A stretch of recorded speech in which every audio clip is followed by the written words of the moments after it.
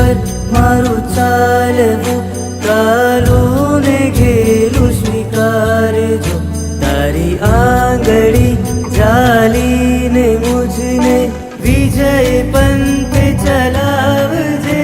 તારા હિત વચનને સાંભળીને દુનિયા આખી મેં ત્યજી. તારી મુझ ઉપર રહે અમી નજર, બસ એ જ પૂંજી છે ખરી. માતા મારા 2 4 2 3 20 ઓહો